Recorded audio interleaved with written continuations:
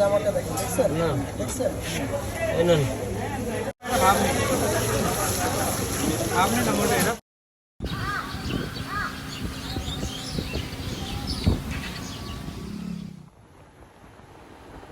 High friends, আসসালামু আলাইকুম। Welcome to new video Nawab blogs. তো আজকে আমরা দেখাবো বাংলাদেশের অন্যতম সুন্দর সড়ক, যেটা বর্তমানে মাওয়া সড়ক নামে পরিচিত। তো এই সড়ক দিয়ে আমরা যেতে পারবো আপনার পদ্মা সেতু এবং নদীর ওপারে সমগ্র দক্ষিণাঞ্চল।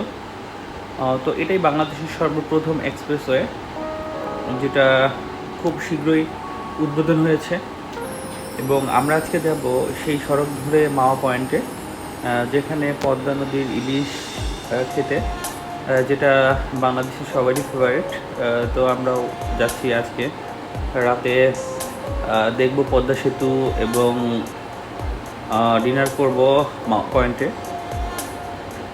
তো আপনারা দেখতেই পাচ্ছেন এত সুন্দর ঝলমলে সড়ক, যেটা রাতের বেলায়ও পুরো দিনের মতো লাগছে। এবং আমাদের মতো অনেকেই যাচ্ছে যারা পদ্মা সেতু দেখতে এবং ওখানে ডিনার করতে। তো চলুন বন্ধুরা, আমাদের সাথেই থাকুন এবং দেখতে থাকুন নবাব ব্লগস।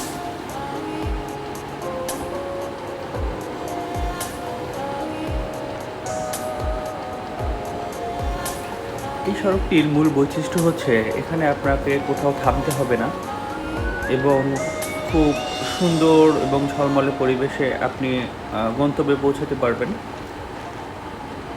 তো আমরা সবাই গতিসীমা মেনে ড্রাইভ করি,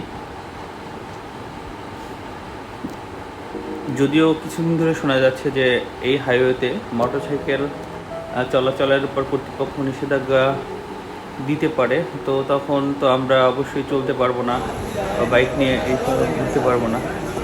তো ফাইনালি আমরা চলে এলাম, ইলিশের দাম দর করতেছি এবং আমরা যে ইলিশটা পছন্দ হয়েছে সেটা আমরা কাটাচ্ছি। এখন আমরা রান্না করব, রান্নার পালা। তো আপনারা দেখতেই পাচ্ছেন, অবশ্যই আপনারা সরিষার তেল দিয়ে রান্না করবেন। এটা অবশ্যই আপনাকে আলাদা কিনে নিতে হবে, তাহলে স্বাদটা একটু বেশি পাবেন। আমাদের রান্না প্রায় হয়ে গেছে, আমি একটু উল্টে পাল্টে দিচ্ছি, দেখা যাক কি হয়। ফাইনালি ওরা অবশ্য হাসতেছে, আমার বড় ভাই, সবাই ছোটো ভাই বন্ধু সবাই। হ্যাঁ, ফাইনালি আমাদের রান্না হয়ে গেল। এখন আমরা তুলে নিচ্ছি, তুলে নেওয়ার পরে